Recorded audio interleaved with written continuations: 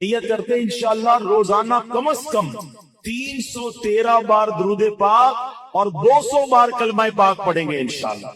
اچھا کلمہ پاک میں ایک ہدف بتاتا ہوں آپ کو، اچھا وہ کوشش کریں، 1 مہینے کا ٹارگٹ دے رہا ہوں آپ کو، اللہ کرے کہ مجھے اور آپ کو اس بار حج کی سعادت مل جائے تو ادھر کر لیں گے انشاءاللہ، ادھر نہیں جا سکے تو ادھر کر لیں گے۔ اب وہ وظیفہ ایسا ہے آپ کا ایمان تازہ ہو جائے۔ پہلے میں آپ کو اس کی فضیلت سنا دیتا ہوں۔ حدیث میں آتا ہے کہ جو 70,000 مرتبہ کلمہ طیبہ پڑھ لے اس کی مغفرت کر دی جاتی ہے، روایتوں میں آتا ہے، ٹھیک ہے۔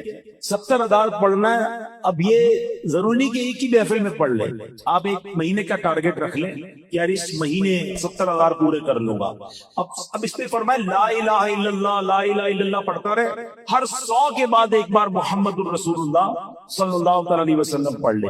اب اس کے بارے میں سبحان اللہ ایک بڑی خوبصورت روایت بھی کتابوں میں، حضرت محی الدین ابن عربی ایک جگہ دعوت میں تشریف لے گئے تو ایک لڑکا جو ہے اس کے بارے میں مشہور تھا کہ یہ صاحب کشف ہے، اس کو بہت ساری باتیں کشف سے معلوم ہو جاتی ہیں، آپ نے سنا تھا۔ تو وہ بچہ جو ہے وہ آپ کے پاس کھانا کھا رہا تھا، اچانک رونے لگا، تو آپ نے کہا کیوں رو رہے ہو؟ کہ میں نے اپنی ماں کو جہنم میں رکھا ہے، اس کی ماں کا انتقال ہوا تھا۔ شیخ ابن عربی نے تھوڑے عرصے پہلے 70,000 بار کلمہ پاک پڑھا ہوا تھا، آپ نے دل ہی دل میں وہ کلمہ پاک اس کی مرحومہ والدہ کو ایصال ثواب کر دیا کہ میں اس کو ایصال کرتا ہوں۔ وہ لڑکا مسکرانے لگا، آپ نے اس کو بتایا نہیں؟ کہتا کیوں مسکرا رہے ہو؟ کہ میں نے ماں کو جنت دیکھا۔ شیخ ابن عربی نے کہا کہ میں نے اس کے کشف سے حدیث پہچان لی اور حدیث کی برکت سے اس کے کشف کو پہچان لیا کہ یہ واقعی غیب کی باتیں دیکھ لیتا ہے، اور حدیث کتنی صحیح ہے یہ بھی مجھے اس واقعے سے پتا چل گیا۔ تو پتا چلا میرے پیارے اسلامی بھائیوں 70,000 بار کلمہ پاک، میں نے تو جب سے یہ حدیث پڑھی ہے نیت کر لی ہے، کچھ شروع بھی کر دیا ہے، میرے لیے بھی دعا کریں، آپ بھی ٹارگٹ لے لو، انشاءاللہ یہ زبان کلمے کی عادی بھی ہو جائے گی۔ اچھا پھر ضروری تھوڑی ایک بار 70,000 پڑھیں، اللہ توفیق دے، کیونکہ جب آپ پڑھو گے نا 70,000 بار یہ دل جگمگ کرنے لگ جائے، کلمے سے محبت ہو جائے گی اور پڑھنے کو جی چاہے گا۔ کبھی کہنا ہے چلو امی کے نام پہ 70,000، کبھی کہنا ابو کے نام پہ 70,000، اتنے تحفے دیے امی ابو نے، اور خاص طور کے جن کے ماں باپ چلے گئے ان کے لیے تو زیادہ اچھی نیت کریں گے، تو امی ابو کے نام پر جو ہے وہ ہم پڑھے، پھر اللہ پاک توفیق دے تو پیر صاحب کے نام پہ پڑھ لے، چلو ان کے ایصال ثواب کے لیے، غوث پاک کے ایصال ثواب کے لیے، تو انشاءاللہ بزرگوں کے ایصال ثواب کے لیے پڑھتے رہیں گے، کلمہ پاک کا ثواب تو ملے گا، بزرگوں کا فیضان بھی مل جائے گا انشاءاللہ۔ تو پڑھیں گے انشاءاللہ، چلو 3 بار مل کر پڑھ لیتے، لا الہ الا اللہ محمد الرسول اللہ، لا الہ الا اللہ محمد الرسول اللہ، لا الہ الا اللہ محمد الرسول اللہ صلی اللہ تعالی علیہ وسلم۔ شاندار وظیفہ، اللہ اکبر۔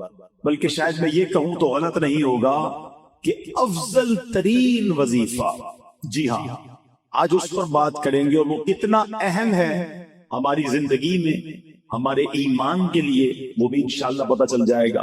صحابی رسول حضرت شداد بن اوس رضی اللہ تعالیٰ فرماتے ہیں کہ ہم صحابہ کرام علیہ رضوان اللہ پاک کے آخری نبی رسول ہاشمی صلی اللہ علیہ وسلم کی خدمت میں حاضر تھے۔ آپ علیہ السلام نے ہم سے پوچھا حل فیکم غریب، کیا کوئی تم میں اجنبی تو نہیں بیٹھا؟ صحابہ کرام نے کہا نہیں حضور ہم سارے مسلمان ہی ہیں اور کوئی غیر نہیں ہے۔ تو نبی پاک علیہ السلام نے فرمایا اچھا ایسا کرو دروازے بند کر دو۔ صحابہ نے دروازے بند کر دیے۔ اب آپ علیہ السلام نے فرمایا ارفعوا ایدیکم وقولوا لا الہ الا اللہ، ہاتھ اوپر اٹھا لو اور لا الہ الا اللہ پڑھنا شروع کر دو۔ حضرت شداد بن اوس کہتے ہیں ہم سب نے ہاتھ اوپر اٹھائے اور کلمہ پاک پڑھنا شروع کر دیا۔ کچھ دیر اسی طرح ہم ذکر کرتے رہے، نبی پاک ذکر کرواتے رہے، اور اس کے بعد مالک جنت قاسم نعمت صلی اللہ علیہ وسلم نے خوشخبری سناتے ہوئے فرمایا ابشروا فإن اللہ قد غفر لکم، تمہیں بشارت ہو کہ بے شک اللہ پاک نے تمہیں بخش لیا ہے۔ मजीद आप अलैहिस्सलाम ने ये भी फरमाया कि अल्हम्दुलिल्लाह, ए अल्लाह पाक तूने मुझे ये पाकीज़ा कलमा देकर भेजा, इसे पढ़ने का हुक्म दिया और उस पर जन्नत का वादा भी फरमाया, बेशक तू अपने वादे के खिलाफ नहीं करता। सुभान अल्लाह। तो कलमा तैयबा अफदलु ज़िक्र ला इलाहा इल्लल्लाह, इसके कमाल के फजाइल हैं और वो जन्नत का हकदार बन जाता है। हिलियतुल औलिया में है, दो आलम के मालिक व मुख्तार मक्की मदनी सरकार सल्लल्लाहु ताला अलैहि वसल्लम ने फरमाया, अल्लाह पाक इरशाद फरमाता है, बेशक मैं ही अल्लाह हूँ, मेरे सिवा कोई इबादत के लायक नहीं, बस ए लोगों मेरी ही इबादत करो। तुम में से जो कोई मेरी बारगाह में सच्चे दिल से ला इलाहा इल्लल्लाह की गवाही के साथ आएगा, वो मेरी पनाह में दाखिल होगा, और जो मेरी पनाह में दाखिल हुआ वो मेरे अजाब से महफूज हो गया। क्या बात है, सुभान अल्लाह। कलमा तैयबा के मुख्तलिफ नाम हैं, याद रखिएगा। ला इलाहा इल्लल्लाह मुहम्मदुर रसूल, मिलकर पढ़ ले, ला इलाहा इल्लल्लाह मुहम्मदुर रसूलुल्लाह सल्लल्लाहु अलैहि वसल्लम। इसके बहुत सारे नाम हैं। इसका एक नाम कलमा तौहीद भी है, कलमा इखलास भी है, इसे कलमा एहसान भी कहते हैं, इसे कलमतुत तक़वा भी कहते हैं। इस मुबारक कलमे का एक नाम कलमा साबिता, यानी साबित शुदा कलमा, पक्का कलमा, नाम मिटने वाला कलमा, हमेशा रहने वाला कलमा भी है। सुभान अल्लाह। इतने हदीस और इतने फजाइल हैं इसके बारे में। सहाबी रसूल हजरत अबू हुरैरा रज़ियल्लाहु तआला अन्हु फरमाते हैं, मैंने अल्लाह पाक के आखिरी नबी रसूल हाशमी सल्लल्लाहु तआला अलैहि वसल्लम की खिदमत में अर्ज की, ये बुखारी शरीफ की हदीस है कि या रसूल अल्लाह सल्लल्लाहु अलैहि वसल्लम, क़यामत के दिन आपकी शफाअत से हिस्सा पाने वाले खुशनसीब लोग कौन होंगे? फरमाया, ए अबू हुरैरा, मेरा गुमान यही था कि तुमसे पहले मुझसे कोई ये बात नहीं पूछेगा। नबी पाक को ये भी पता था सवाल कौन पूछेगा मुझसे। फरमाया, क्योंकि मैं हदीस सुनने के मामले में तुम्हारी हिर्स को जानता हूं। फिर फरमाया, ऐ अबू हुरैरा, कयामत के दिन मेरी शफाअत पाने वाला खुशनसीब वो होगा जो सच्चे दिल से ला इलाहा इल्लल्लाह कहेगा। एक बार फिर पढ़ ले, ला इलाहा इल्लल्लाह मुहम्मदुर रसूलुल्लाह सल्लल्लाहु ताला अलैहि वसल्लम। हजरत उस्मान बिन मालिक रज़ियल्लाहु तआला से रिवायत है, रसूल रहमत शफीए उम्मत सल्लल्लाहु अलैहि वसल्लम ने फरमाया, जो बंदा सिर्फ और सिर्फ अल्लाह पाक की रिजा की खातिर ला इलाहा इल्लल्लाह कहे, बेशक अल्लाह पाक उस पर दोज़ख हराम फरमा देता। एक बार फिर पढ़ ले, ला इलाहा इल्लल्लाह मुहम्मदुर रसूलुल्लाह सल्लल्लाहु अलैहि वसल्लम। अल्लाह पाक के आखिरी नबी रसूल हाशमी सल्लल्लाहु अलैहि वसल्लम ने फरमाया, मम माता व हुवा यअलमु अन्नहु ला इलाहा इल्लल्लाह दखलल जन्ना, यानी जो इस हाल में मरा कि वो जानता है अल्लाह पाक के सिवा कोई इबादत के लायक नहीं, तो वो जन्नत में दाखिल होगा। एक हदीस पाक में है, प्यारे आका मक्की मदनी मुस्तफा सल्लल्लाहु अलैहि वसल्लम ने फरमाया, समनुल जन्नती ला इलाहा इल्लल्लाह। बड़ी प्यारी हदीस है, इतनी मुख्तसर है मगर क्या प्यारी बात फरमा दी। आप कहें जनाब मुझे डिफेंस में बंगला चाहिए, आप अगला सवाल होगा कितने का है, कीमत क्या है, प्राइस क्या है, मुझे फला वाला नया मोबाइल चाहिए। हाँ मुझे भी चाहिए, कीमत तो बताओ। अच्छा जनाब फला किस्म की गाड़ी चाहिए, मगर ये तो बताओ कितने की है, जेब में पैसे होंगे तो लूंगा ना। अब अगर आपसे कोई कहे कि जन्नत की कीमत क्या है, जन्नत का समन क्या है, जन्नत का दाखिला कैसे मिलेगा, आए हाय, नबी पाक ने एक लाइन में जन्नत की कीमत बयान फरमा दी। आका फरमाते समनुल जन्ना ला इलाहा इल्लल्लाह। आका फरमाते जन्नत की कीमत ला इलाहा इल्लल्लाह। پھر پڑھ لو لا الہ الا اللہ محمد الرسول اللہ صلی اللہ علیہ وسلم۔ ایک اور روایت میں ہے رسول اکرم نور مجسم صلی اللہ تعالی علیہ وسلم نے فرمایا مفاتیح الجنت شہادت لا الہ الا اللہ، جنت کی چابیاں لا الہ الا اللہ کی گواہی دینا ہے، اللہ اکبر سبحان اللہ۔ یہ ہے کلمہ طیبہ، یہ ہے سبحان اللہ کلمہ طیبہ کی برکتیں۔ درود پاک پڑھنے کے بے شمار فضائل و برکات ہیں۔ درود پاک کب کب کہاں کہاں اور کیسے کیسے کام آتا ہے، سبحان اللہ۔ ایک ایسا وظیفہ ہے کہ جس کی جتنی فضیلت بیان کرے کم ہے، یعنی کون سی پرابلم ہے، کون سی مشکل ہے جس کا حل درود پاک میں نہیں ہے۔ اگر یہ کہیں کہ ہر مصیبت کے تالے کی چابی درود پاک ہے تو یہ شاید غلط نہیں ہوگا۔ یقیناً بہت سارے لوگ یہاں بیٹھے ہیں، مہنگائی کا دور ہے، بعض اوقات قرضے کی ضرورت پڑ جاتی ہے۔ ایسا ہی ایک ماجرا تھا آج سے چند 100 سال پہلے۔ ایک دوست نے دوسرے دوست سے قرض لیا۔ جو میں واقعہ بیان کرنے جا رہا ہوں یہ درود پاک کی بڑی مشہور و معروف کتابوں میں بھی لکھا۔ مفتی امین صاحب رحمت اللہ تعالی نے اپنی کتاب آب کوثر میں بھی اس واقعے کو نقل فرمایا کہ ایک دوست نے اپنے دوسرے دوست سے 3000 دینار کا قرض لیا۔ 3000 دینار ایک اچھی رقم ہوتی ہے، یعنی سونے کی اشرفیاں۔ اور جناب ایک وقت طے ہو گیا کہ اتنے ٹائم کے بعد میں یہ قرض لوٹا دوں گا۔ وہ ٹائم آ گیا، دوست نے کہا بھائی میرے پیسے لوٹاؤ۔ تو اب اس دوست نے کہا کہ میرے پاس پیسے تو نہیں ہے، میرا کاروبار بھی تباہ ہو گیا ہے، میں تمہیں پیسے نہیں دے سکتا۔ پہلے تو اس نے کافی کوشش کی، اس کو فالو اپ کیا، اس کو بار بار یاد دلایا۔ جب پیسے نہیں ملے تو اب اس دوست نے کیا کیا کہ عدالت میں چلا گیا۔ جج صاحب کو کہا کہ یہ میرا دوست ہے، مجھے پیسے دیے، پیسے نہیں دیتا۔ جج صاحب نے اس کو بلا لیا اور پوچھا کہ بھائی تم نے پیسے دینے ہیں؟ کہاں پیسے تو دینے ہیں۔ پھر دیتے کیوں نہیں ہو؟ پیسے ہے ہی نہیں، کہاں سے دوں، سارا کاروبار تباہ ہو گیا، پیسے خرچ ہو گئے۔ جج صاحب نے کہا تمہارے پاس 30 دن ہے، 30 دن میں اس کو پیسے لوٹا دوں، اور اگر نہیں لوٹا سکے تو پھر میں تمہیں جیل میں ڈال دوں گا۔ اب پیسے تو تھے نہیں، کاروبار کولیپس ہو گیا تھا۔ یہ بندہ گھر آیا پریشان کہ اب کیا کروں گا، 30 دن میں اتنی بڑی رقم کا انتظام کیسے ہوگا۔ مگر اس بندے نے کتابوں میں لکھا ہے کہ شاید وہ حدیث سن رکھی تھی یا پڑھ رکھی تھی کہ حدیث پاک میں آتا ہے جس کا مضمون ہے کہ کوئی بندہ اگر مشکل میں ہو، پریشانی میں ہو، تو اس کو چاہیے مجھ پر درود پڑھے کہ جو درود پاک ہے وہ بندے کی مصیبتیں اور پریشانیوں کو لے جاتا ہے۔ اس نے کہا اور تو کوئی طریقہ ہے نہیں، پیسے تو ہے نہیں۔ صبح سے لے کر شام تک درود پڑھنے لگا۔ 27 دن گزر گئے، 28ویں رات آ گئی۔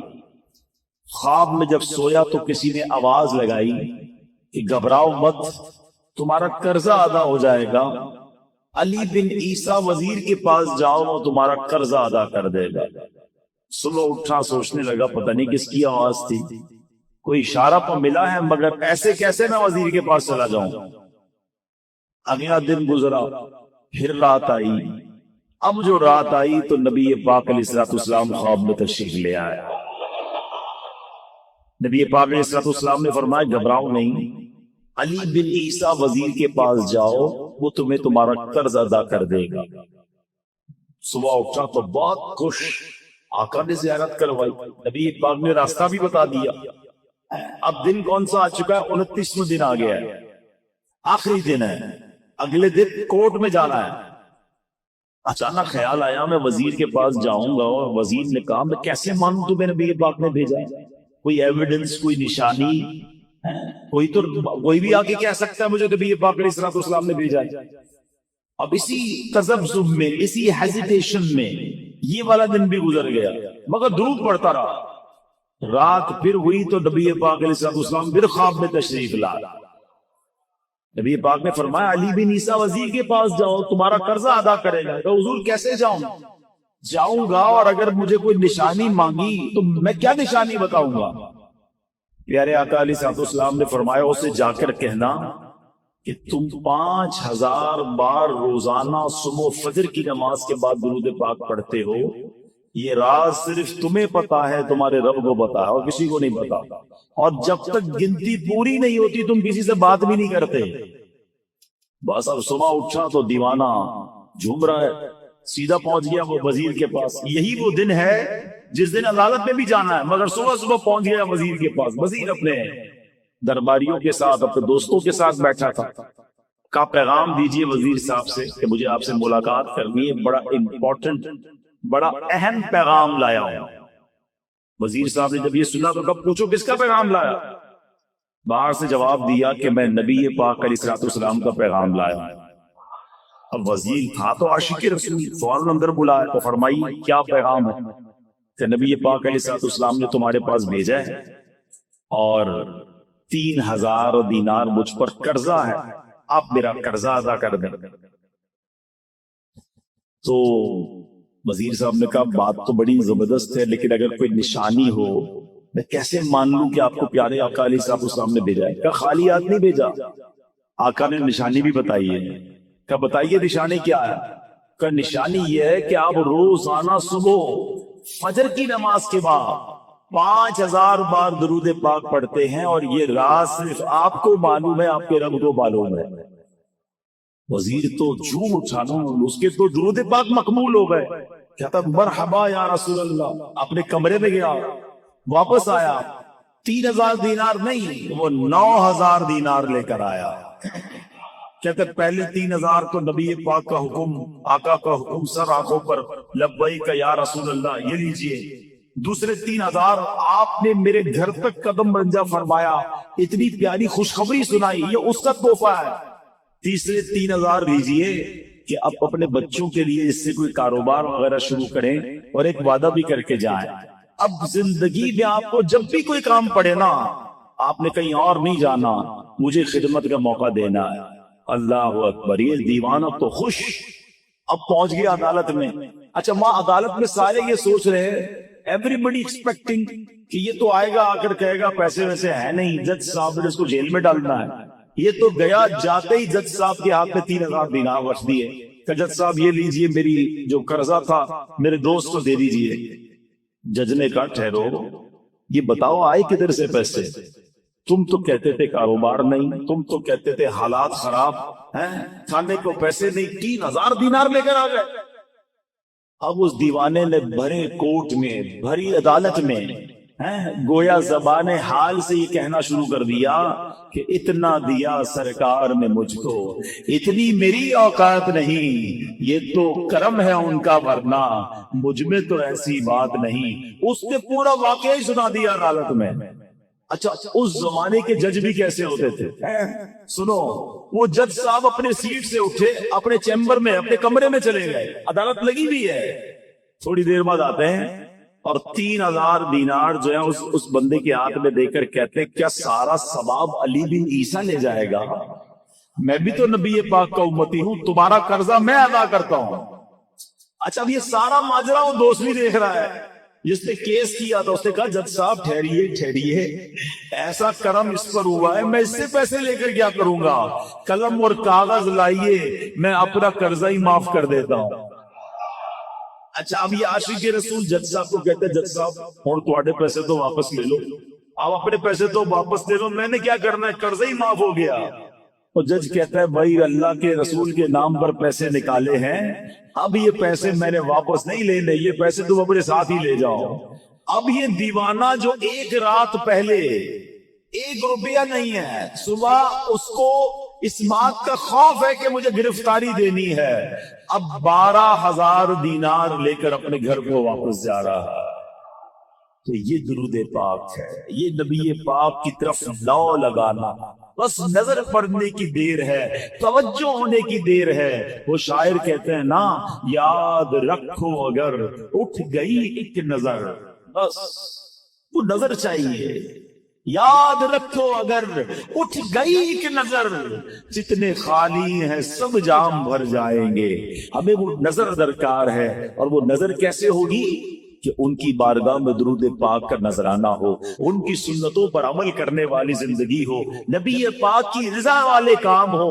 پھر دیکھیں آقا جب نگاہ عنایت فرماتے ہیں، بہت سارے لوگ ملتے ہیں، پرچیاں دیتے ہیں، بیماری ہے، قرضہ ہے، پریشانی ہے، جناب گھر پہ بڑے مسائل ہیں، جس کام میں ہاتھ ڈالتا ہوں وہ کام برباد ہو جاتا ہے۔ سنو بریلی کے تاجدار سب باتوں کا سولوشن کیا دے رہے ہیں، حل کیا بتا رہے ہیں؟ فرماتے قسمت میں لاکھ پیچ ہوں، 100 بل 1000 کج۔ کہتے گتھی بن گئی ہے نا زندگی، ایسا لگتا ہے گتھی ہو گئی ہے، سمجھ ہی نہیں آ رہا کون سا سرا پکڑوں، کیسے مسائل حل کروں، ایک مسئلہ حل کرتا ہوں دوسرا کھڑا، دوسرا حل کرتا ہوں تیسرا۔ امام عشق و محبت کہتے قسمت میں لاکھ پیچ ہوں، 100 بل 1000 کج۔ آقا یہ ساری گتھی ایک تیری سیدھی نظر کی ہے، ایک نظر پڑنی ہے ساری گتھیاں سلجھ جانی۔ تو درود پاک پکڑ لو، اس کمائی تو وظیفہ پکڑ لو، اس کو چلتے پھرتے اٹھتے بیٹھتے پڑھتے رہو، پھر دیکھو کیسے نگاہ کر رحمت ہوتی ہے۔ ہمیں کسی سے کیوں مانگنا ہے؟ منت غیر کیوں اٹھائیں، کوئی ترس جتائے کیوں؟ کیا بات کہتے ہیں اعلیٰ حضرت بھی ہے، کوئی اب پر کیوں ترس جتائے یار، میں نبی پاک کا امتی ہوں نا۔ اعلیٰ حضرت کہتے کریم ایسا ملا کہ جس کے کھلے ہیں ہاتھ اور بھرے خزانے، بتاؤ اے مفلسوں کہ پھر کیوں تمہارا دل اضطراب میں ہے۔ ارے کیوں مانگے دنیا والوں سے، کیوں جائے دنیا والوں کے پاس، میرے آقا وہ ہے جن کے در سے تاجدار پلتے ہیں۔ اس گلی کا گدا ہوں میں جس میں مانگتے تاجدار پھرتے ہیں، کیوں جہاں کے تاجداروں خواب میں دیکھی وہ شے جو آج جھولیوں میں گدایان در کی ہے۔ ارے آقا کا در جب موجود ہے تو دنیا والوں سے کیوں مانگنا ہے؟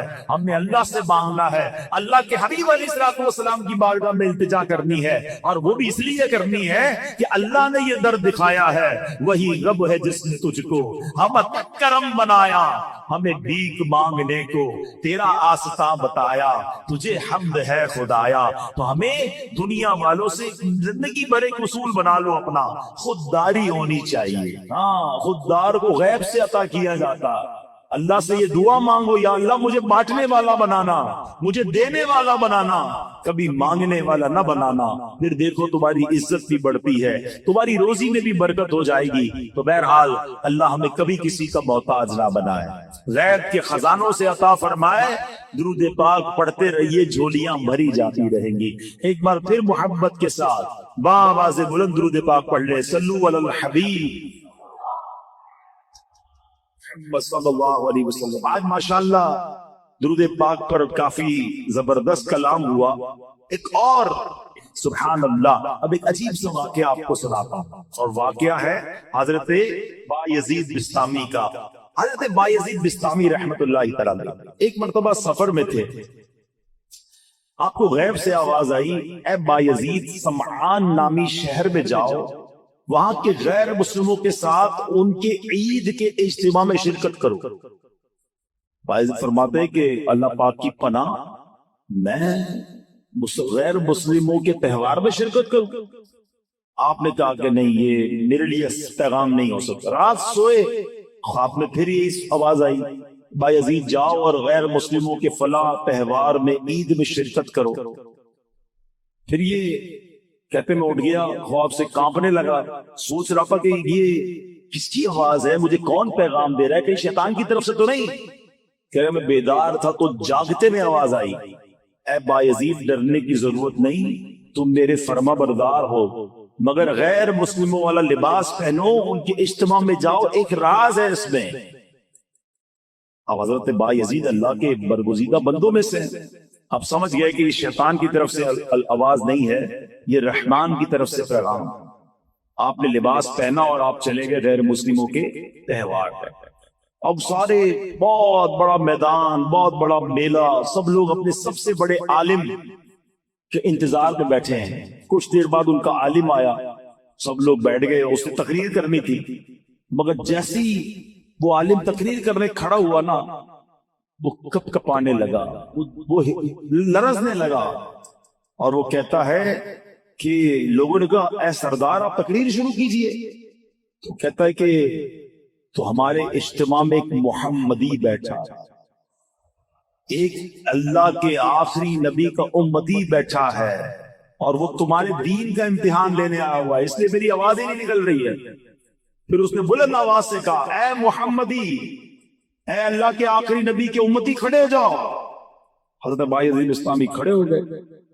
تو اس عالم کہتا، میں تم سے کچھ سوال کروں گا، تم نے جواب دیا تو اس کے بعد ہم ساری باتیں تمہاری مانیں گے، اور اگر تم جواب نہ دے سکے تو ہم تمہیں قتل کر دیں گے۔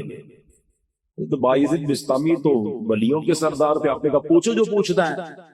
اس غیر مسلم نے بھرے مجمع میں 61 سوال کیے، 61 کوسچن کیے حضرت بایزید بستامی سے۔ حضرت بایزید بستامی نے سب کے سب ٹھیک جواب ارشاد فرما دیے۔ حضرت بایزید بستامی نے اسے سوال کیا، تم نے کر رہی ہے سوال، اب میں سوال کرتا ہوں، بتاؤ آسمانوں اور جنت کی چابی کیا ہے؟ تو جو غیر مسلموں کا عالم تھا نا، وہ کہتا ہے آسمانوں اور جنت کی چابی کلمہ طیبہ لا الہ الا اللہ محمد الرسول اللہ۔ اللہ پاک نے اس کی زبان پر حق جاری کر دیا۔ اب اپنے اتنے بڑے عالم کی آواز سن کر، اس کا جواب سن کر، اس میدان میں ہزاروں غیر مسلم تھے، سب کے سب کلمہ پڑھ کر مسلمان ہو۔ اللہ اکبر، یا رسول، یا جاری رہے گا فیضان کلمہ طیبہ۔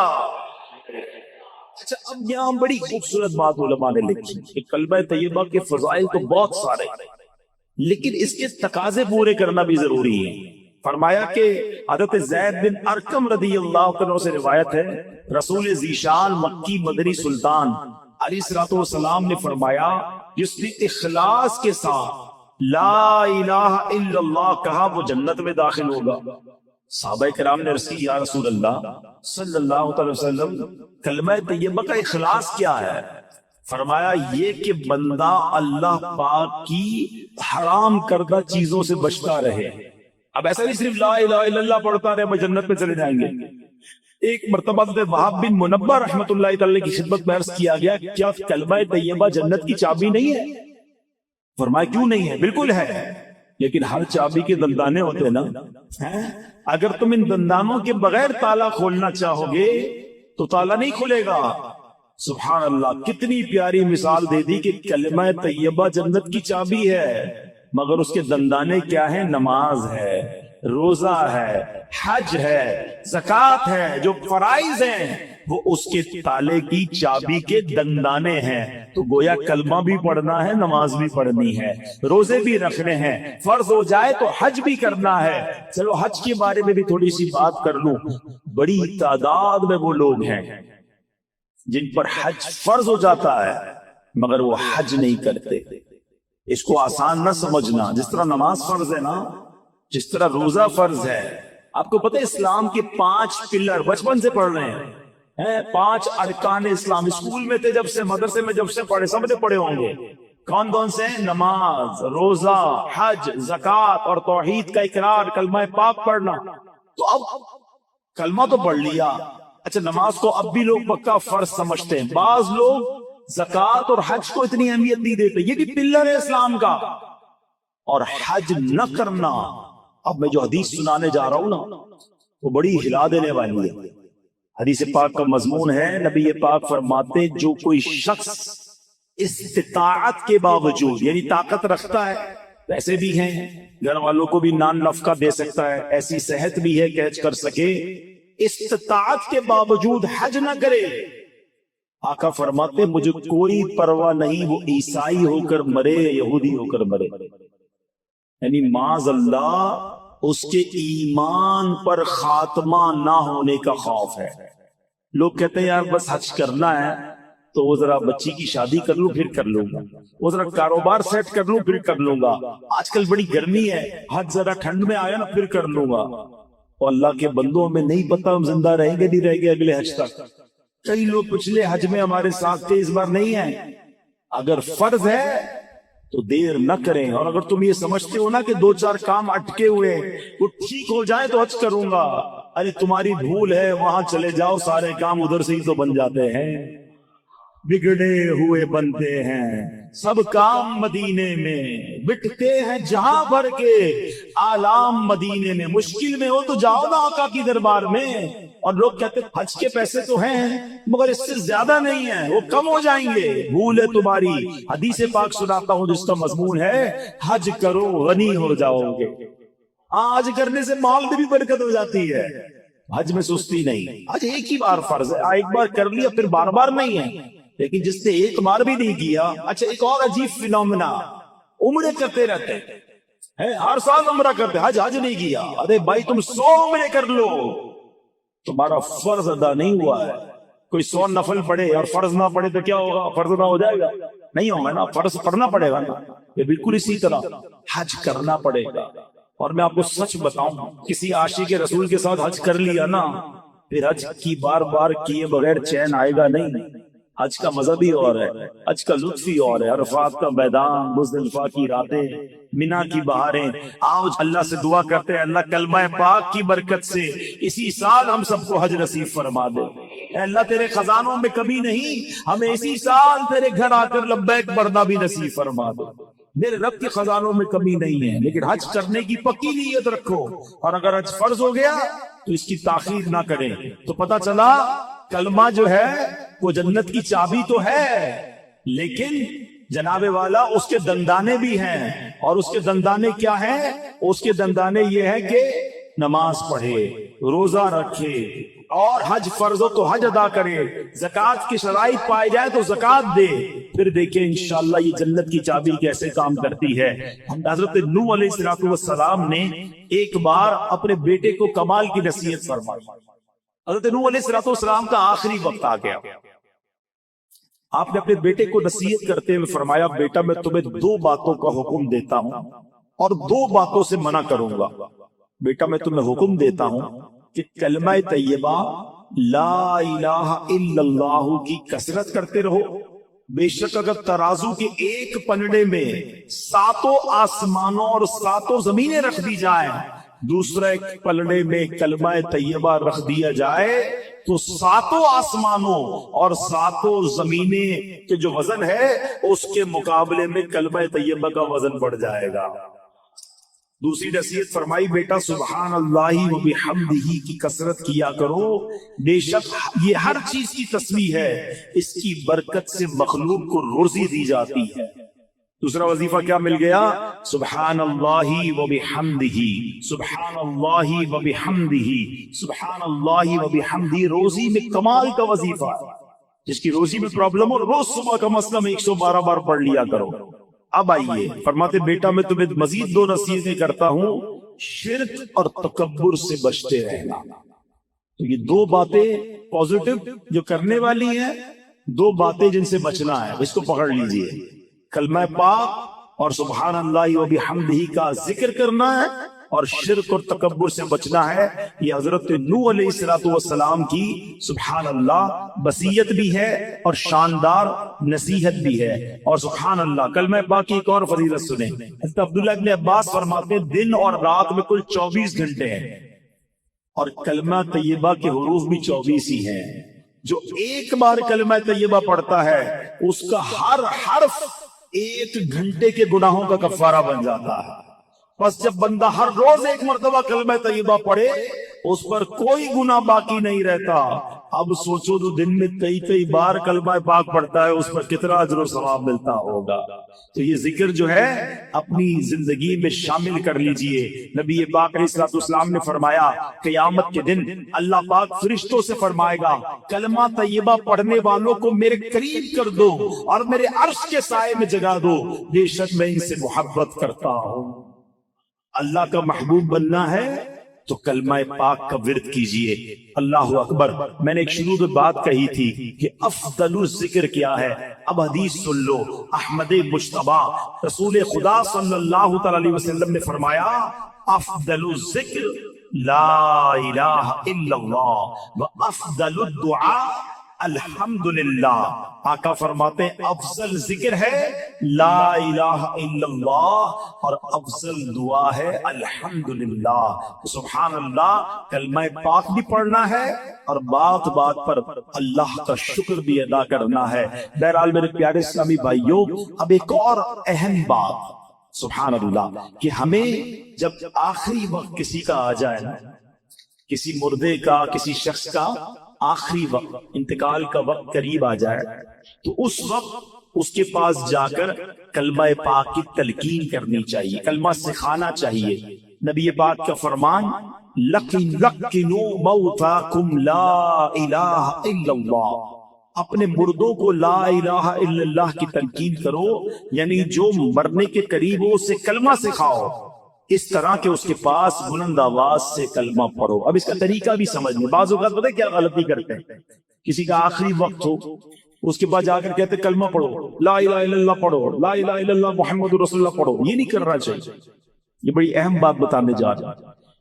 جو سکرات کا وقت ہوتا ہے نا، بڑی تکلیف میں ہوتا ہے بندہ، اس کو بڑی مشکل ہو رہی ہوتی ہے، خدا نہ خواستہ اس تکلیف میں اگر اب اس نے یہ کہہ دیا نا میں نہیں پڑھتا، میں کلمہ نہیں پڑھتا، تو کہیں ایسا نہ ہو اس کا خاتمہ برا ہو جائے۔ ہمیں کرنا پتہ ہے کیا، میں یہ نہیں کہتا کہ جو یہ کہہ دے میں نہیں پڑھتا اس کا خاتمہ برا ہوا، لیکن آپ کے دل میں تو بات رہ جائے گی نا، یار اس نے منع کر دیا تھا کلمہ پڑھنے سے، تو یہ بات نہ کریں، بلکہ طریقہ صدر الشریعہ مفتی امجد علی اعظمی نے بہار شریعت میں لکھا، نزا کی حالت میں جب تک روح گلے کو نہ آئی ہو، مرنے والے کو تلقین کرے۔ کس طرح کرے؟ اس کے پاس جائیں اور بلند آواز سے خود کلمہ پڑھنا شروع کر دیں، اشہد ان لا الہ الا اللہ واشہد ان محمد رسول اللہ، پڑھتے رہیں۔ اب اس کو کہنے کا حکم نہ دے، آپ پڑھتے رہیں تاکہ وہ سنے اور اس کو یاد آ جائے، اور جب اس بندے نے کلمہ پڑھ لیا نا آپ چپ ہو جائے، اب کوئی اور بات نہ کرے، اس کا آخری جملہ نکل چکا نا کلمہ، اب آپ خاموش ہو جائے۔ ہاں اگر کلمہ پڑھنے کے بعد اس سے پھر کوئی بات کرنی، اب دوبارہ آپ بلند آواز سے کلمہ پڑھنا شروع کر دیں۔ کوشش کریں کہ اس کا آخری کلام جو ہے وہ لا الہ الا اللہ محمد الرسول اللہ صلی اللہ تعالی علیہ وسلم۔ اللہ مجھے اور آپ کو مرتے وقت بھی کلمہ نصیب فرمائے۔ کس کس کی تمنا ہے مرتے وقت کلمہ پڑھنا ہے؟ سبحان اللہ۔ آج کل پڑھتے ہو؟ مرتے وقت سب کو پڑھنا ہے، روزانہ کتنی بار پڑھتے ہو؟ آج کا بیان نکال دیں، آج کے بیان میں تو ماشاءاللہ کئی بار ہم نے پڑھ لیا، اب چوٹ کرنے کے لیے کہہ رہا ہوں، پوچھ لیں ایک ہفتے میں کتنی بار کلمہ پڑھا؟ اپنے آپ کو جواب دینا، مجھے جواب مت دینا۔ تمنا کیا ہے کہ مرتے وقت کلمہ پڑھو، آخری زبان پر کلمہ پاک ہو، زندگی میں نہیں پڑھنا ہے۔ کتنی فضیلتیں سن لی، افضل الذکر کہا گیا اس کو۔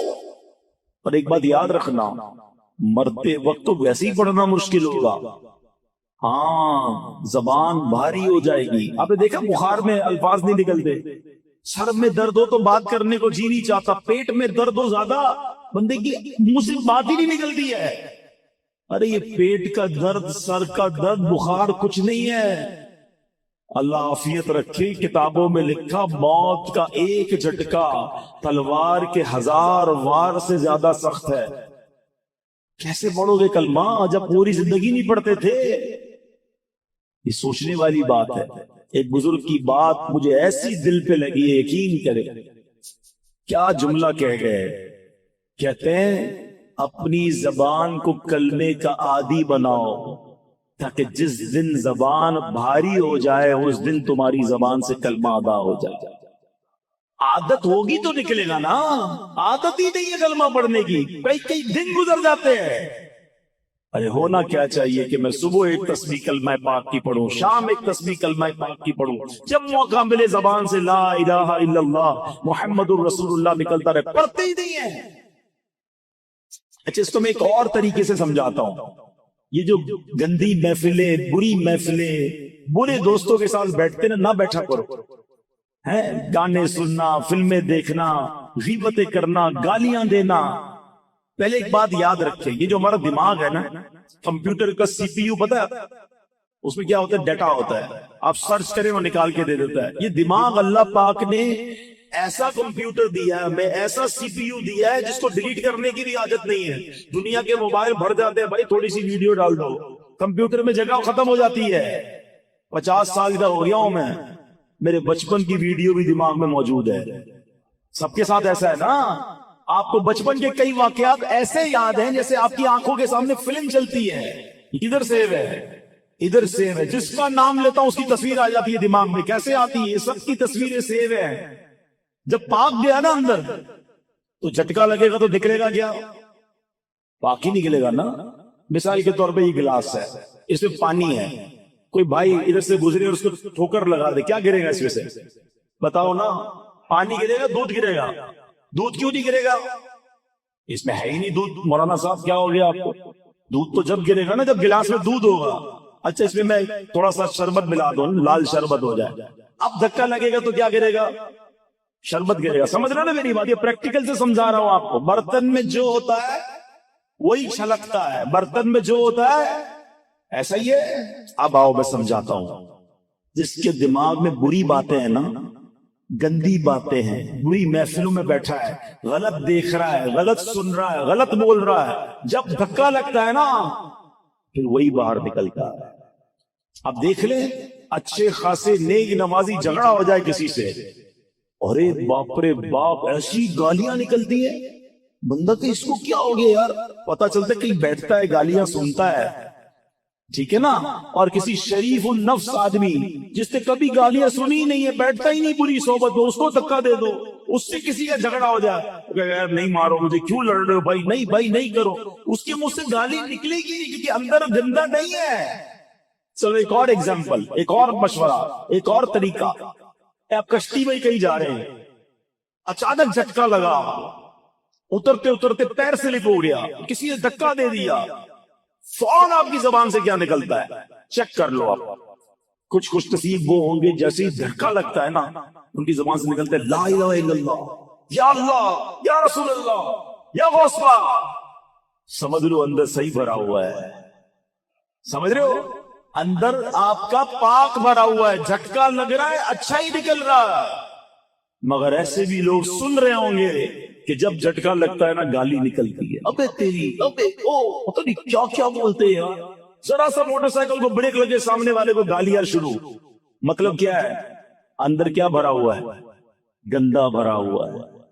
मौत का झटका लगेगा और खतरनाक झटका लगेगा।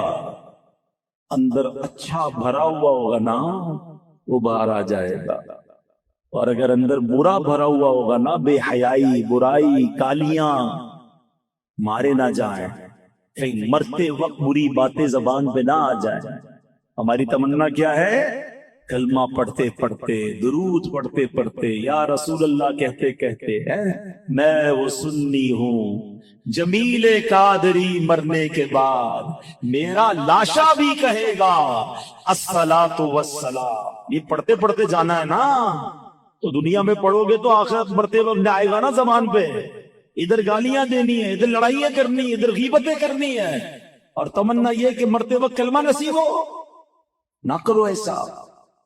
आज से नियत कर जाओ कि अगर कलमे वाली मौत चाहिए तो कलमे वाली जिंदगी भी चाहिए। चाबी अगर जन्नत के दरवाजे को खोलने वाली चाहिए तो चाबी के दंडाने भी तो चाहिए ना। तो अब इंशाअल्लाह जिक्र दुरूद से जबान को तर रखेंगे इंशाअल्लाह।